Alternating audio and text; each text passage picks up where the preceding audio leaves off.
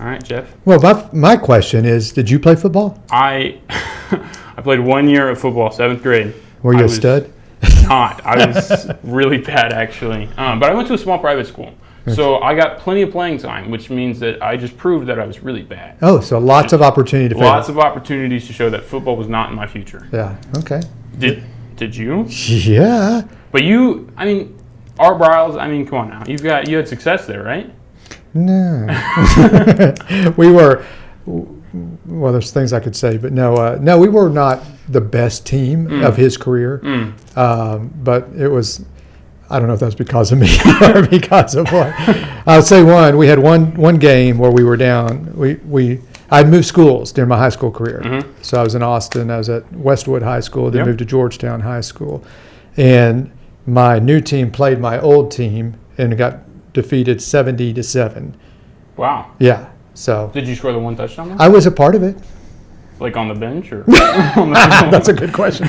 No, I had a decent time. It was good. Football was fun. I played, fortunately, a lot of other sports too. So. Yeah, so did I. Yeah. But I think luckily we've got somebody that knows a little bit more about football. Yeah, we have a whole lot. And so let's run the music and then we'll get to it.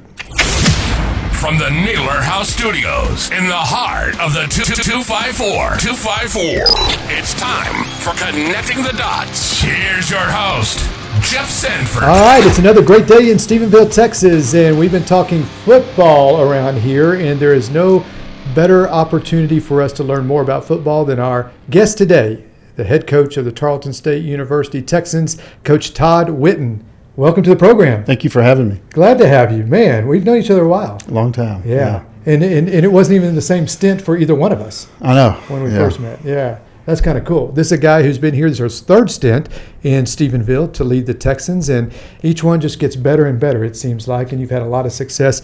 You've had 16 seasons. I guess 15 of those have been winning or break-even seasons, right? Yeah. Yes, we've been blessed. We've had great support from Tarleton and from the Stephenville community, and we've been able to have some good teams. It's been great. Well, they don't just happen. You have to work at that. So not only with coaching and everything else, but, we're going to get to a lot about this year. One of the cool things about this particular season is we start things off with Prairie View A&M coming up very soon, and that's going to be part of a Commissioner's Cup. What is it? The Challenge, actually. Or the Chancellor's Cup. Chancellor's Cup, excuse me. All right, so that's obviously within the A&M system, and this is going to be a big game and something that kind of gets our name out there. Like every year, it seems like there's something that always gets our name out. Yeah, and we play these week 0 games, which help do that because there's typically only a handful of us that are playing at that time. A few more this year, but nevertheless, I think it's a great matchup, and I hope we can maybe do this, if not every year, quite often. Both Prairie View and Tarleton, obviously, in the A&M system. And so I think it could be a natural rivalry. And so we're looking forward to the game. They've got a really good team, won 10 games a year ago, conference champs. And so I think it's going to be a great way to kick off the season. No, for sure. Well, it's always fun to get into football, period. I think we recently got the Hall of Fame game in the NFL, and they were talking about it had been 179 days since the previous game, and I get a little depressed with that football season going on. I think at our house there's a football game on nearly every night these days. Yeah, it's when you coach football for a living in college, especially, there are very few Saturdays where we don't have something going on. So the off season is kind of nice, and after recruiting's done, sure, to get a few Saturdays once in a while. But and then spring ball's here, and so the weekends that are kind of free for family time or whatever are really kind of few and far apart. So the off season can be nice, and so I kind of embrace this time. Now we're back at it full speed, and if things go well, we won't get a Saturday off till mid-December. Well, I hope that's the case. Yeah. Absolutely. Well, we're certainly getting practice at that. The last few seasons have been phenomenal. You're 30-9 in your last 3 years. Last year was kind of a remarkable year, going 12-2, and with some marquee wins and some not only FBS wins but also playoff type victories. And we're really starting to put Tarleton. Well, I think we already were on the map. It just seems like we're putting the punctuation mark on there, the exclamation point. Well, yeah, just different levels. We did very well in the Division II. Actually, my first time to coach at Tarleton, we were just moving up from NAIA, and so we did well in Division II. Not only the times that I was here, but also with Sam McElroy and Kerry Fowler. We had some very good teams, conference championship teams, and so 2018 and 19 we were 23-2. And probably one of the top 5 Division II programs in the country. We were really pretty dominant, and so we transitioned into the FCS for the 2020 season, and I think that's been a really good move for us, and then we've been able to continue our success. So yeah, really proud of our program and our university. Yeah, it's a great university. Something that when we go travel and recruit and do the things we do from our end, Tarleton football always comes up. And what's really cool about it too is the name recognition. The classes can be great, the academics can be great, but no matter what school you have, it seems like sports, and typically football, is sort of the marketing piece of that, the front porch, if you will. Yeah. And so we're appreciative of that. Yeah, no doubt. Yeah, it is. When we beat Army last year, I had so many phone calls from former players and really just people that love Tarleton and are passionate about our program.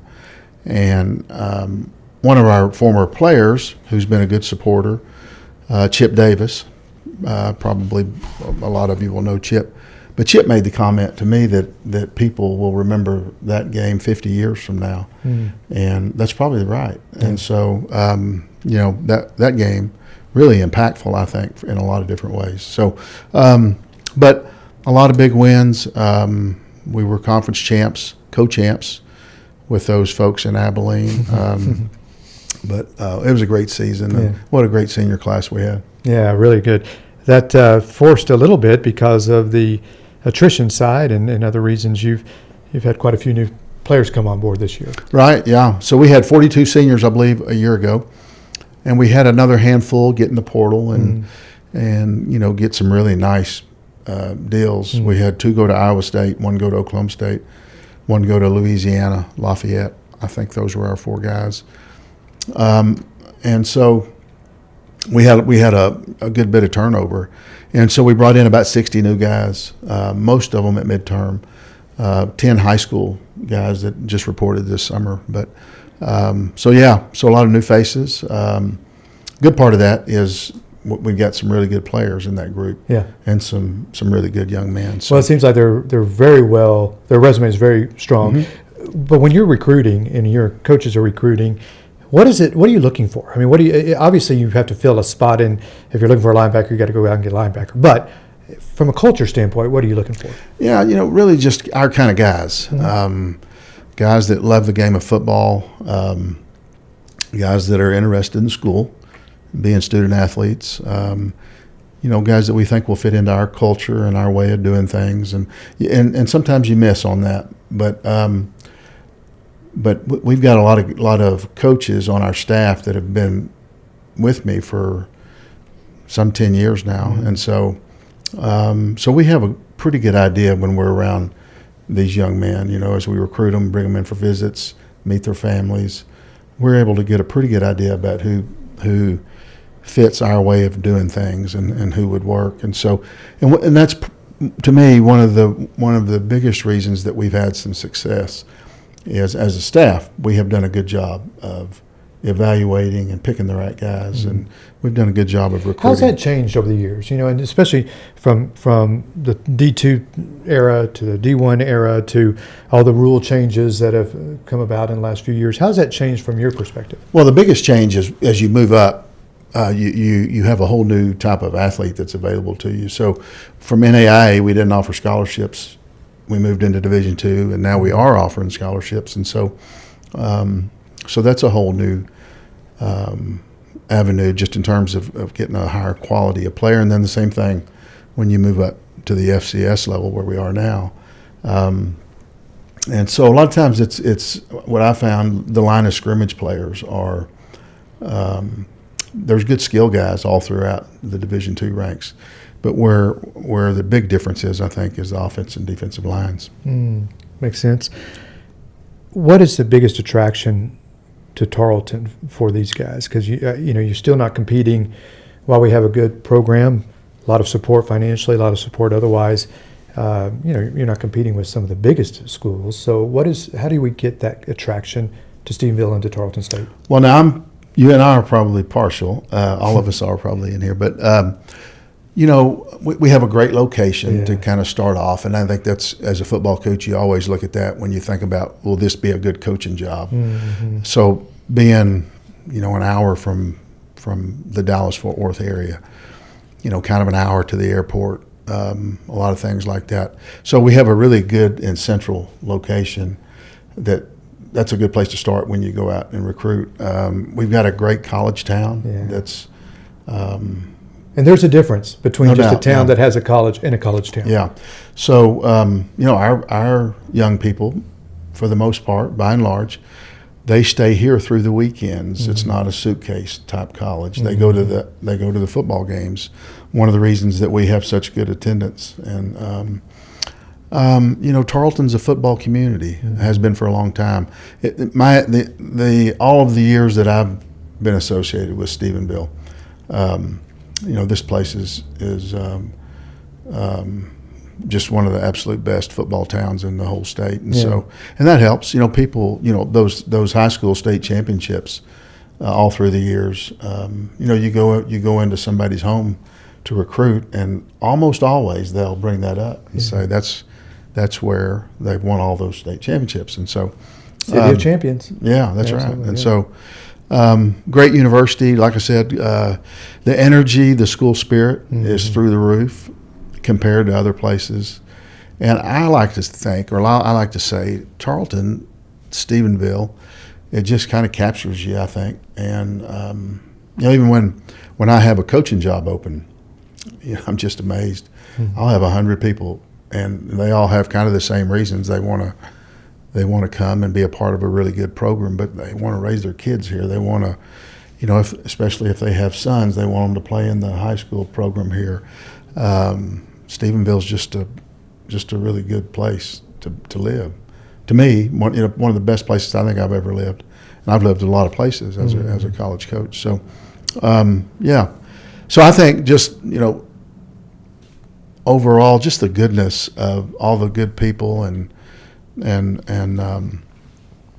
all the things that Stephenville and Tarleton have to offer. It's really, I think in my estimation, it's a good place to recruit to. Yeah. At times it's an easy place to recruit to. We very rarely get beat in recruiting battles. Well, I think your resume adds to that. They know they're going to come here. They know they're going to have a chance for further play, but if they don't, they certainly have a chance for victory and for doing what they all want to do, and that's win. I don't think anybody goes into a college setting just so they can play more. I think they want to win as well. Yeah, no question. In the early days, Lon Reisman was our athletic director, and he was the head basketball coach. Mm-hmm. And so, and he had a great emphasis on fielding good teams. He always did, and winning ball games. Winning's been important around here for a long, long time. Mm-hmm. And so, and that has always helped. I had a lot of my football coaching buddies would tease me or ask me what it was like to work for a basketball guy in those early years, and it was great. There were times he would be kind of hard on me, but from about around the 1st of October, it seemed like he was so consumed with his basketball stuff. Freedom. Yeah, and I could just kind of put anything in front of him, he'd sign it. And so, if you know Lon, he was completely consumed with basketball season and all that. And so, I probably wouldn't see him very much until after basketball season, but. So it was kind of. Now you got Steve. Yeah, and Steve's great. Yeah. So a lot of people have had bad experiences, maybe working for an athletic director that coached another sport. But Lon was great, and he always took really good care of me and our programs. That's awesome. Yeah, that's really great. Well, you didn't only coach here, even though you've been here 3 times. You had a little start back in the day, a little graduate assistant work at Tech, then New Mexico State, UTEP. That was before your first stint here. What stood out about those when you first, because you when you first had your first head coaching opportunity, you had all those beforehand to kind of mold some of your thoughts and processes. What stood out the most about saying, I'm now ready to be a head coach? Well, I was not ready. Okay. All right. But I was anxious, like a lot of young guys are, and so I was 30 years old when I got hired at Tarleton, and I was 31 when we played our first season, my first season to be the head coach, and that's probably too young. But I had a lot of, a lot of energy. You learn a lot. And back in those days, we had myself and 3 assistants and probably about 4 GAs. Wow. And so that was our coaching staff. Wow. And so that's a change. Yeah. So I was the head coach and the quarterback coach and the offensive coordinator, the director of football operations. I was the recruiting coordinator.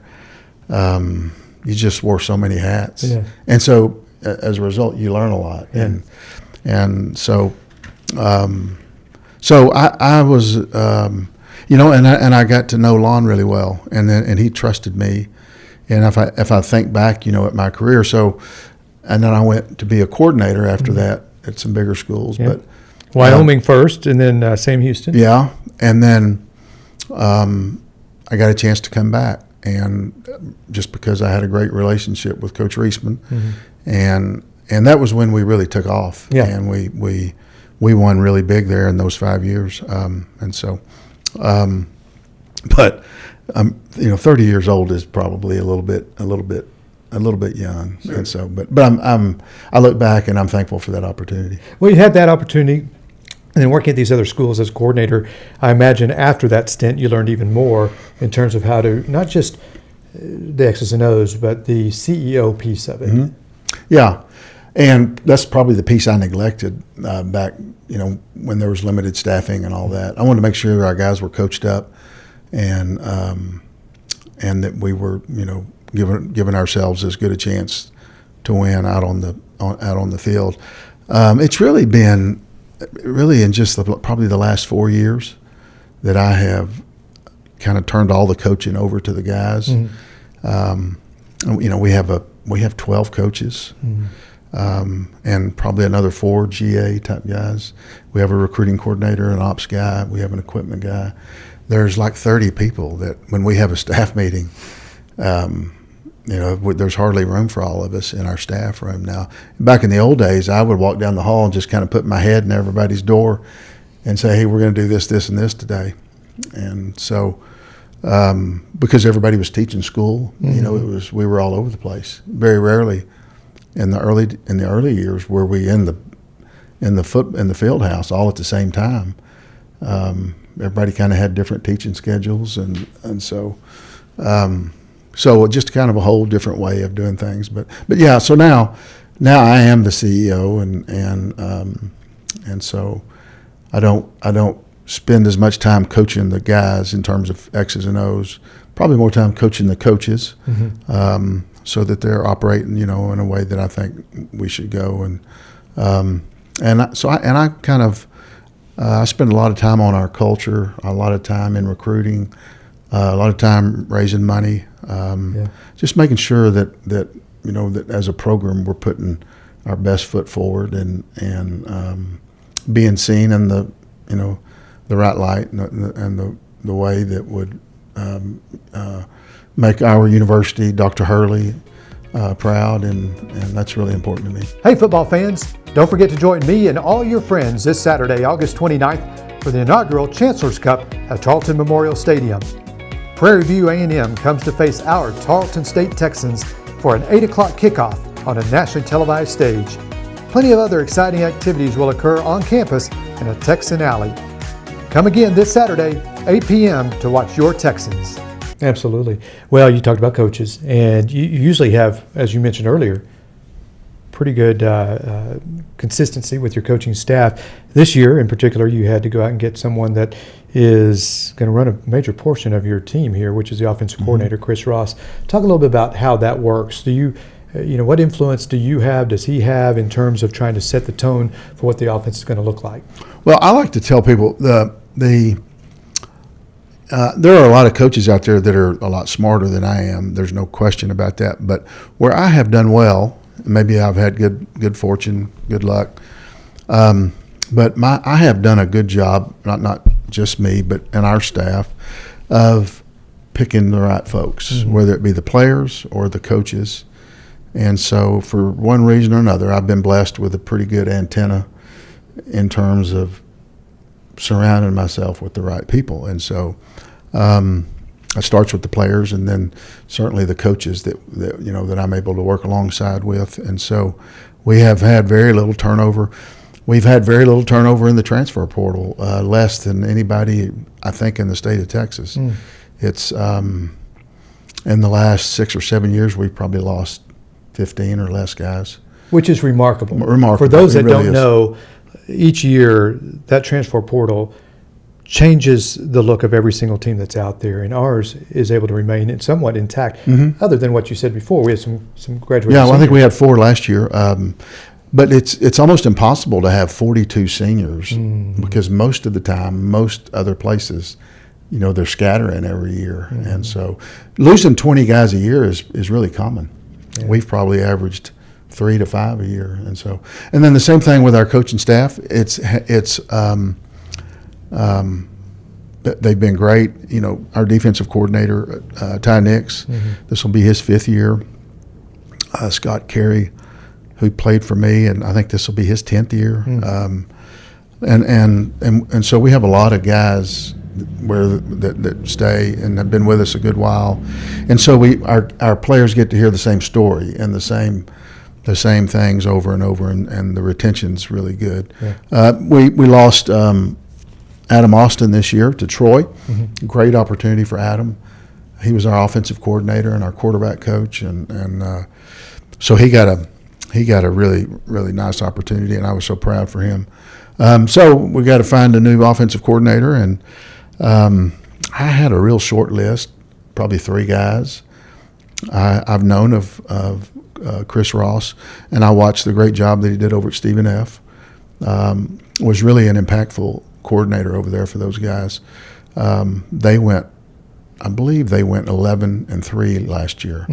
And they were conference champs, and the year before they were 7-5, I believe, 7-4, 7-5, and they've had good offenses.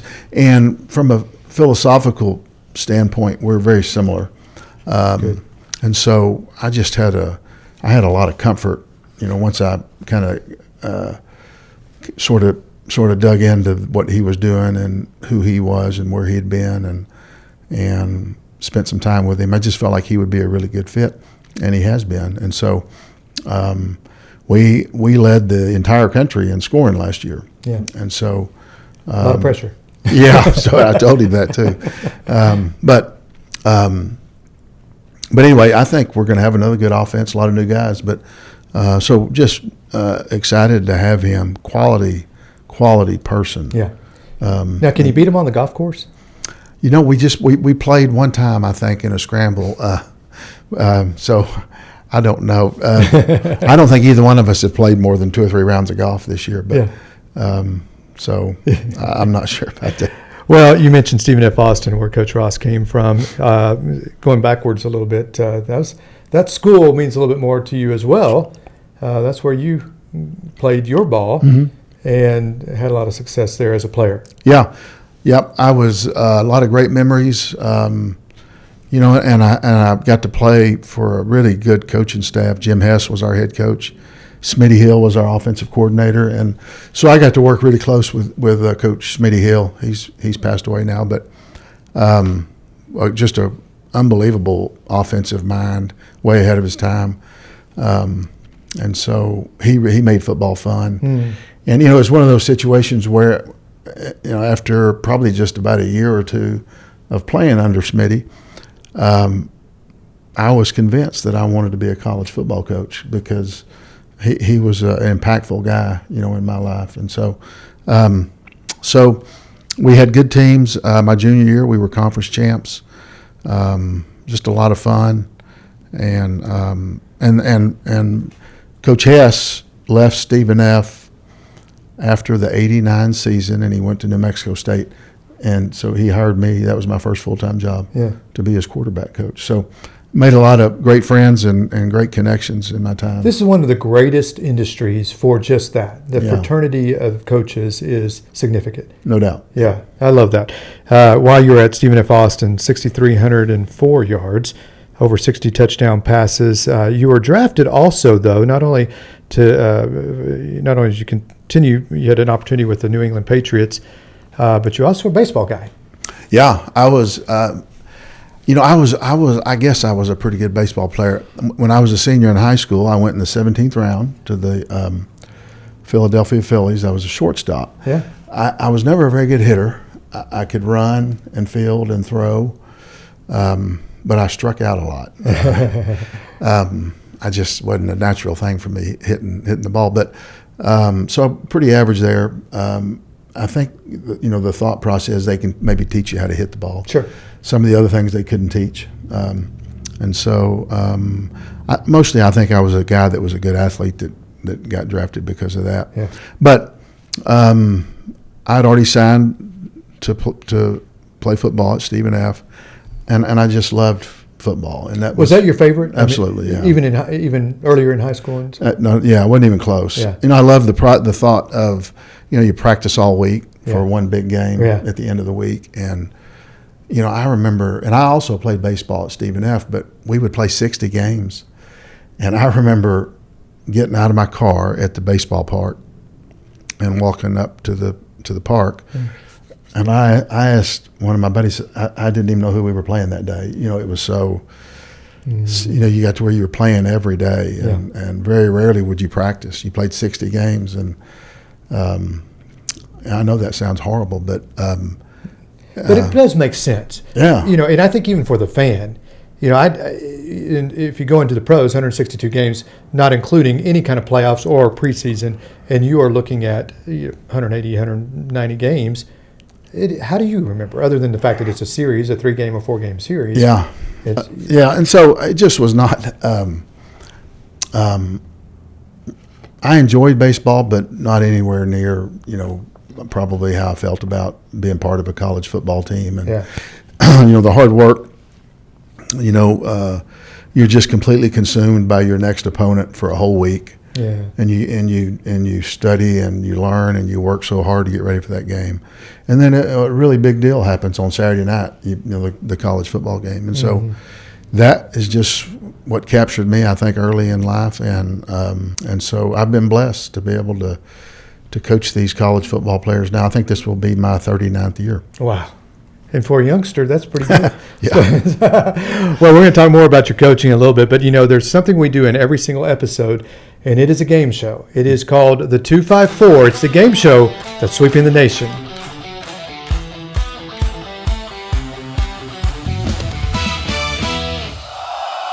The 254 is filled with questions. We have got some from viewers that we put into this little bucket here, and we're going to throw into our, what do we call it, the flag basket? I don't know. It was not very creative. Not very creative. Okay. Well, we're going to see how this works out. Coach, we're here with Coach Todd Whitten. We're going to give him this.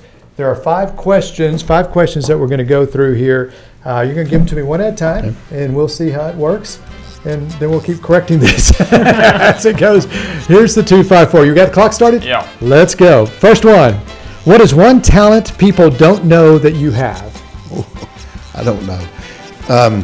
My wife swears if I get about 100 steps away from the field house, I'm useless. So I don't know that I have a lot. I enjoy playing golf. This would be, it's not really a talent. So in the last year, just really kind of through a friend, and he's a guy that has cattle. I've acquired 2 heifers. Hey. Yeah, and they're both pregnant. Wow. And so, you really are good at it. Yeah. So. Yeah. All right, let's go to question number 2. There's so many places I could have gone with that. All right. Question number 2. How do you? I've not seen this question. How do you make a PB&J? So, you ever make peanut butter and jelly sandwiches? Ooh, I don't think so. Really? Oh, this is not going to be for you then. Because, see, some people do peanut butter on one side, jelly on the other, They cut it diagonal or they cut it in, all right, we're going to skip that question. Can we do a bonus one? We'll do a bonus one. All right, let's see. This will be question 2. Most famous name in your contact list. So if I was to take your phone and go through your contacts, what's the most famous name in there besides yourself? Oh my gosh. I don't know. About 5 years ago, we hired a defensive line coach, and he was one of the all-time great players at Virginia Tech, and so the two guys from Virginia Tech called me, the head coach from back in that era, who had been Jake. One of the guys was Bud Foster. He was the defensive coordinator, and then his son's the head coach at South Carolina now. Frank Beamer. Yeah. So the very first call I got on this guy was from Coach Beamer. Really? And so, and he was great. He was fun to talk to, and we hired this particular coach, and he stayed 2 years. I think he's in the Canadian League now. Yeah. But probably it would be Coach Beamer. How about that? Yeah. That's pretty cool. All right, let's go next one. Doing great, Coach. Here we go. Let's see. What is your, I'm going to know this one. What is your favorite season? Yeah, football season. So let's do your favorite like climate season, spring, summer, winter, fall. Oh, the summers are great because really, as a football coach, once in a while you get a little time off, but if you do it right, you can really set yourself up to win some football games in the summertime with a really good summer program. Yeah. And applying yourself in the weight room, the 7-on-7 sessions, the guys getting out and throwing and catching, and it's kind of a time where if they do it correctly, they can kind of come together and kind of be a family. That's where you build a lot of the team things, I think. And so, I like the summertime. Nice. Very good. Okay, last question. We'll end it on this one. We'll count the PB&J as one. All right. If you could be any animal, what would it be? Well, I'd want to be a dog and live at my house probably. Because Dana's going to take care of you. Big dog person. Yeah, we love animals, and we have 5 dogs. So and so Dana works at the shelter here in town, and she loves working with animals. And so anyway, as a result, we bought one of our dogs we bought, and the other 4 we've acquired for the shelter. And so but we love dogs, and they kind of brighten the place up. Of course they do. Well, that's cool. Coach Todd Whitten on the 254.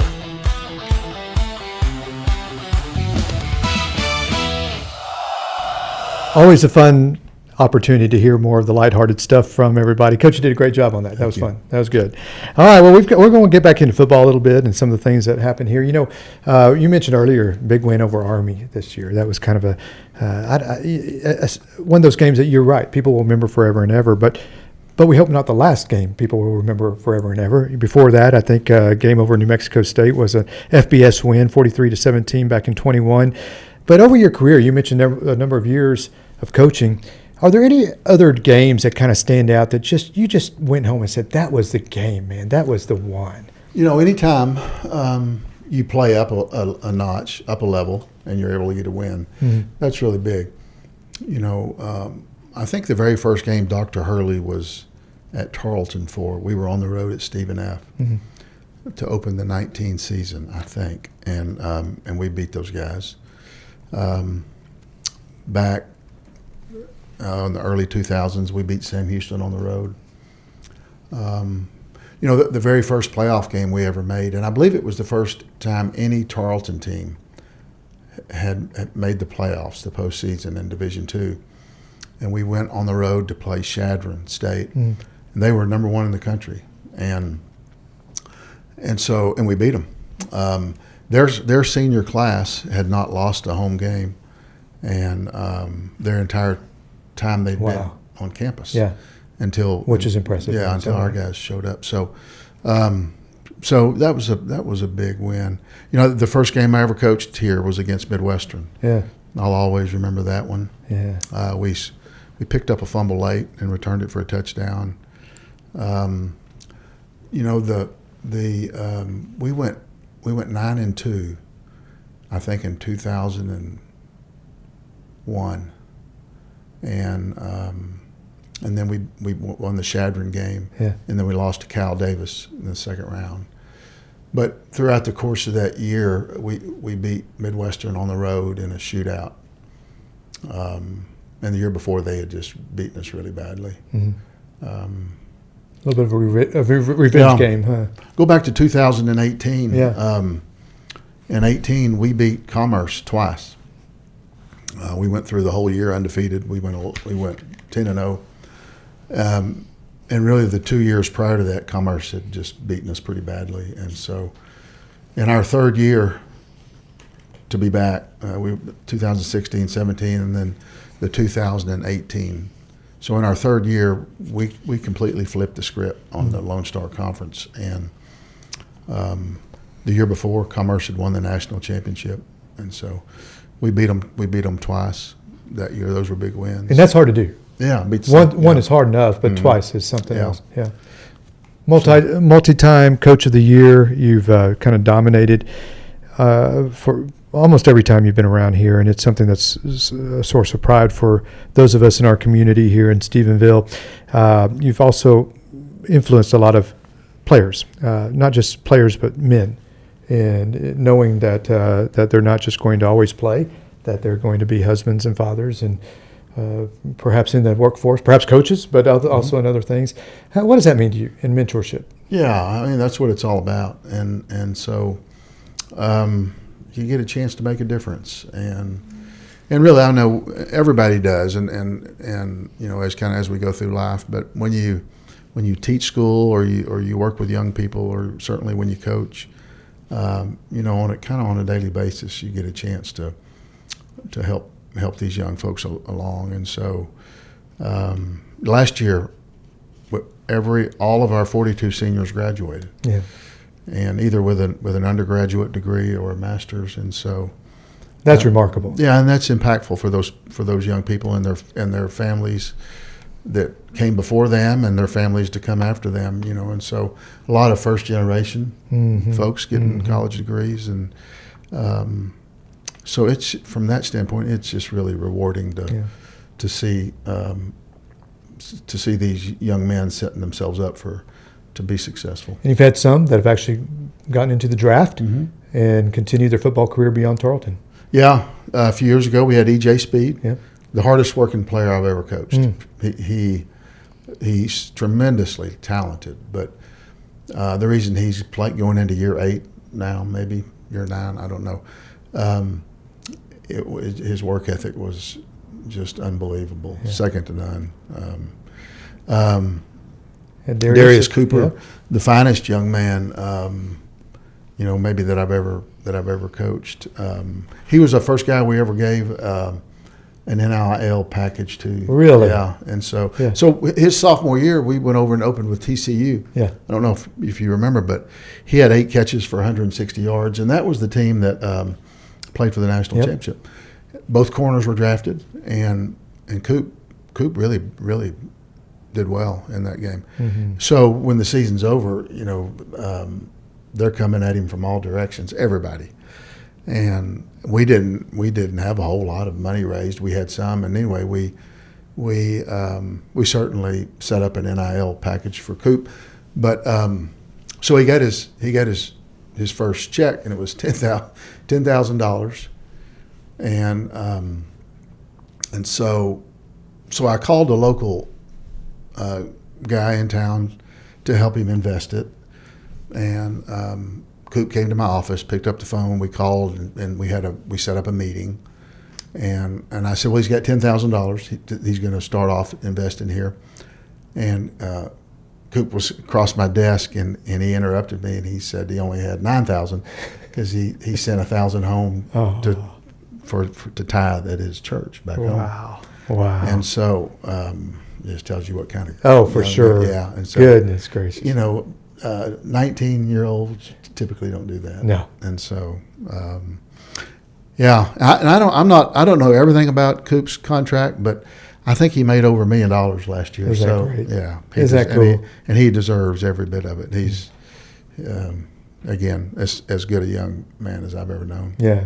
Well, it's got to be fun to see them continue playing and staying in contact with them and so forth. You mentioned several of your stops, and I would guess that you stay in contact with your players from all over, from years back. Is that correct? Yeah, one of the great joys, I think, in coaching, and I've been able to last for a long time. Just blessed, and so there's hundreds upon hundreds of these guys that I've been able to coach, and so I love seeing these guys. They come back for fundraisers or the spring game, or now. I mean, I bet I had 20 former players this summer bring their children to camp. Really? And so how cool is that? Yeah. To get to see them. Now, have you ever coached the kid of one of your players? Well, yeah. So James Durth, I coached. Oh, good. Yep. And you got Colton now. Yeah, and so now, I've coached all three of them. Oh, okay. Kendall played for me. Yeah, as that's well. right. He sure and did. So that's pretty cool. Yeah. Well, beyond just your players, you also get another son you get to work with every day. Yeah, that's right. Tate's on your coaching staff. And doing a great job. So what does he call you? Coach. Okay. Yeah. You ever had that discussion? Like, No. has he ever said, "Hey, Dad, what?" For whatever reason, and he played for me for a year. Yeah. It's just always been Coach. Sometimes it might be Dad when it's just us two, but Yeah. But he's really been, probably, if not our top recruiter, one of our top two guys. Just been outstanding, and he loves that aspect of it. But he's turned into just a really, really fine college football coach. I just couldn't be more proud of Tate. That's awesome.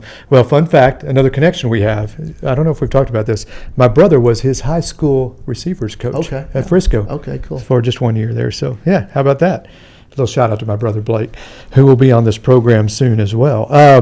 Yeah, so that's cool. So you get to coach your son or work with your son who's coaching and doing a great job. I hear the same thing about his recruiting and everything else. Really, really great. Man, this is fun. Your record, 126-59 at Tarleton over the last 16 seasons. We're moving into your 17th season here. Talk about this season. What does it look like? I think we've got a really good group. Again, like we said earlier, a lot of new faces, but talented guys. And so, we have such a great commitment from our university. Dr. Hurley, our president's just been incredible, and we have a really good football program. And really, anybody that'll listen or ask, I mean, we should have a good team every year, and I full well expect that we will do that again this year, and we should have a team that competes for championships, playoff bids on a regular basis. I'm going to ask a question that was asked to me. I wasn't going to ask it, but you've been so open and so good about this. I'm going to ask it, and we'll see where it goes. I had somebody ask me, and actually they were talking about my brother, but I thought since I've got you in here, have you ever been in a game or a situation where you just knew you weren't going to win? Like that TCU game. I knew going, as we studied them all week, I don't know, they had 7 or 8 draft picks on that team. Really going through pregame warm-up, and you're out there, and they're just so talented. I think they won 13 games that year, maybe. Played for the national championship. But so, as a guy that's seen a lot of college football, and you know the truth. Yeah. And I tell our team the truth always too. And so, that was just as long a shot as we probably ever had, in that game. But, I told our guys a year ago, I knew we probably should not beat Army, but I knew we could if we played well. That we could win every game on our schedule. Same thing for this upcoming season. Mm-hmm. We can win every game on our schedule if we play like we're capable of. And so that is the truth. It's hard to play up into the Big 12 Yeah. or any of the really big leagues and have a real shot. Once in a while, you can pull off, a big upset like that. There's very few of those, though. Yeah. In my lifetime, probably the biggest upset, App State, Yeah. maybe Michigan. 25, 30 years ago, beat Michigan on the road. Absolutely. And App State was one of the top FCS teams in the country, if not the top at that time. But you don't. That's almost a once in a lifetime thing. I don't remember another one really like that. That was that big of a stretch. And a lot of that is because of the culture and the program that you have built, the foundation here. We win a lot of games at Tarleton State University, and it's under your leadership. I wanted to have one closing segment that we have here. It's called What I Love About Stephenville. And what we're going to do with this one, Coach, is you're going to say, well, or what I like about Stephenville. Is it what I like or what I love? That's what I love. Okay, you're going to say what I love about Stephenville is, and then you can answer that. So here you go. What I love about Stephenville, probably like a lot of folks, the best people that I've ever known, probably. There's so much energy here. There's so much pride. The school spirit at Tarleton State is unbelievable. It's one of the great student experiences out there. I think the same thing holds true just with our community. Mm-hmm. The thing I love about the young people seem to be the priority, whether they're college students or our children that we're raising here. So, I would say that. Yeah, that's awesome. Grandpa, husband, mentor, head coach. You have a favorite position of all those? Oh, favorite role? Yeah. I think I've enjoyed all of them. But as I've gotten older, having the little ones around, I think that's been fun. Yeah. Tate and his wife had a little boy. They did, about 4 or 5 months ago, and so. But it just really been blessed throughout, having the opportunity to great family, and my sweet little wife, Miss Dana, has just been wonderful, and just so many blessings. I'm really have a lot to be thankful for. Yeah. Well, I know she has been a big help with your participation as well in the Texan Ladies Huddle that just finished its second year. Another great opportunity to spread the word about football to another segment of the population. Yeah, that's right. And that's been a big success. And not only that, we've raised a little money. Mm-hmm. That always helps. And so shout out to Margie Urias. She's just done an outstanding job with that as well. Absolutely. Well, Coach, we appreciate you. 16 seasons so far, entering his 17th season as head coach of Tarleton State University football. The purple and white, we ask you to come on out and support, not only financially, but come out and put your butts in the seats, and let's support them this year. I'm so glad, by the way, a few years ago we made the switch from what was home side. Mm-hmm. It's a lot better being in the shade, isn't it? It is, yeah. That's a big improvement. So many other improvements being made. I know it's going to continue on. I look forward to seeing you again here on Connecting the Dots in the future, and we're going to have Connection Point coming up. Some say you can't go home. The risk for some is just too much. I mean, what if I fail? Then all the capital I built through previous success will be washed away, and the only thing people will remember is my failure. For some, this might be a true indictment of their inability, or perhaps unwillingness, to go back to the place that gave them so many good memories and successes. For others, it's exactly the challenge that they are seeking. It's not as if they left, failed, and came crawling back home to be coddled and accepted like a familiar blanket from our childhood. Instead, some folks use this away time to continue enhancing their strengths, honing their skills, and maturing into the best version of themselves. I've certainly journeyed down this path as I came here as a young first-time CEO, and either through luck, hard work, or God's good grace, experienced some amazing successes. But had I stayed, I might not have been as ready to lead when things advanced. I would have not been exposed to new ideas and opportunities, which no doubt made me a better leader and hopefully a better person. We've seen this with many of our other guests as well. People we hold in high regard in our community, but who spend at least a portion of their journey in other locales, adding nuance to their style and honing in on their specific skills they needed for the current environment in which they lead. Sometimes they, like me, faced a few hurdles along the way, but that can be as positively impactful as anything, as those challenges, if handled appropriately, teach us how to find solutions in a way that not having traveled this path would have never provided. Sometimes we look at guests such as today's head Tarleton State football coach Todd Whitten as arguably one of the best examples of how using positive influences from other places outside Stephenville can help build a program that is a model for all others across this nation. And he did it twice. You may recall from our conversation that his first time in Stephenville was an attempt to usher Tarleton from the NAIA level to the Division II level. Coach Whitten was, in his words, too young to be a football coach, or at least a head coach, although he was, in fact, drinking through a fire hose that provided him unequaled experience. This first foray into the head coaching world gave him multiple titles, as he only had 3 assistants and 4 GAs. Although he recorded a successful season, Coach journeyed to other campuses where he picked up even more knowledge, connections, beliefs, and that maturity we spoke of before returning for his second stint. This time around, he undoubtedly had a firmer grasp on what it took to lead a program, going 40-18 in his 5 seasons, and firmly establishing Tarleton State as a football powerhouse, now in Division II. But Coach Whitten wasn't done learning and growing. His time spent in other programs exposed him to current and evolving styles, and has expanded coaching fraternity that had even more cleats on the ground practice in X's and O's philosophy. His third time then in Stephenville has shown that he's not just a great coach, but a program builder. Case in point, the Texans have established themselves as one of the most consistent, most attractive places for players and coaches, with retention of both among the best in the country at any level. While still in Division II, there was a stretch where Tarleton State went 23-2. And could the Purple and White do it in Division I? Well, over a 3-year period, the last 3 years in fact, they went 30-9 and finished last year 6th in the country. Only 3 or 4 even jumped into the portal, and some 42 seniors, all of them, graduated.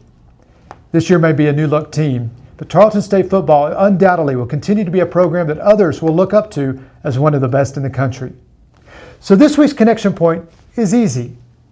Whether it's a business you own or one that employs you, its success will be built on an investment in being modern yet consistent, being culture-driven and believing in it, recruiting the right people who fit the belief system, and setting not just standards, but standards of excellence.